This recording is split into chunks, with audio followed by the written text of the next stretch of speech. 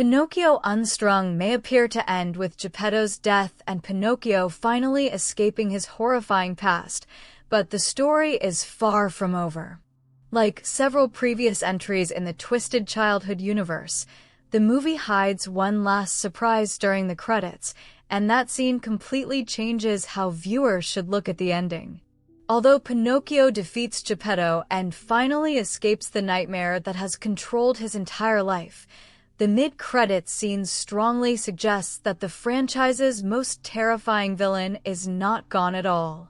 Let's break down exactly what happens and what it could mean for the future of the Twisted Childhood universe.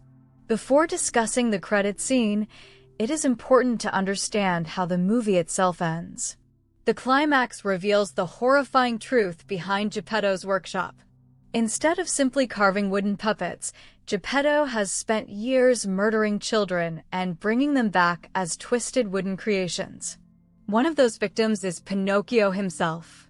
Rather than being an ordinary magical puppet, this version of Pinocchio was once a real child whose life was stolen before being transformed into the monster everyone fears. That revelation completely changes the emotional weight of the story. Pinocchio is no longer just the killer. He is also one of Geppetto's earliest victims. With the truth finally exposed, James and Pinocchio work together to stop Geppetto once and for all. They trap him inside his workshop before setting the entire building on fire. As the flames consume the house, Geppetto is presumed dead. For the first time, it seems that both James and Pinocchio are finally free.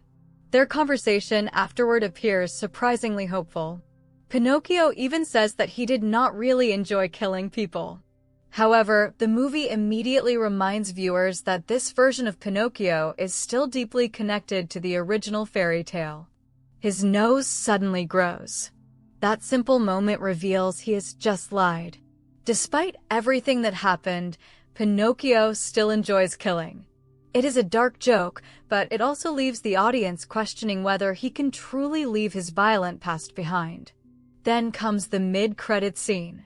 This is the most important extra scene in the entire movie because it directly sets up the future of the Twisted Childhood universe. The scene shifts back to the remains of Geppetto. Although everyone believed he died in the fire, another familiar character arrives. Jiminy Cricket. Unlike the friendly companion from the classic story, this horror version of Jiminy Cricket is just as disturbing as everything else in the movie. He appears beside Geppetto's burned body and begins performing what appears to be a resurrection ritual. Using the mysterious power of the Wood Mother, Jiminy starts bringing Geppetto back to life. The movie never fully explains how the Wood Mother works, but it clearly possesses supernatural abilities capable of restoring the dead. That single moment completely changes the ending. Geppetto's defeat was never permanent. Instead, it appears to have been little more than a temporary setback. The obvious question is why Jiminy Cricket wants Geppetto alive. The movie does not answer that directly, but there are several possibilities. One theory is that Jiminy Cricket serves the Wood Mother and believes Geppetto still has an important role to play. Another possibility is that the Twisted Childhood universe is assembling its villains for an even larger conflict. Considering the franchise has already been building toward a crossover event, Geppetto's resurrection feels less like the ending of one story and more like the beginning of another. That brings us to the biggest implication of the mid-credits scene. The upcoming crossover movie, Poohniverse Monsters Assemble. The Twisted Childhood universe has spent several films introducing terrifying versions of famous childhood characters. Winnie the Pooh, Peter Pan, Bambi, and now Pinocchio. Rather than existing separately, these stories are gradually connecting into one shared horror universe. Keeping Geppetto alive strongly suggests that he could return alongside the other villains during that crossover. Whether he serves as a major antagonist or simply joins the larger group remains unknown, but the resurrection clearly ensures his story is not finished. Interestingly, Pinocchio himself does not appear in the mid-credits scene. Instead, the focus stays entirely on Geppetto and Jiminy Cricket. That choice suggests Geppetto may ultimately become even more important to the franchise than Pinocchio. After all, Geppetto is the one responsible for creating many of the horrors introduced throughout the movie. His survival keeps that evil alive.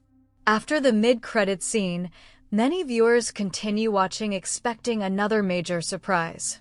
Technically, there is additional content during the ending credits, but it is not another story scene.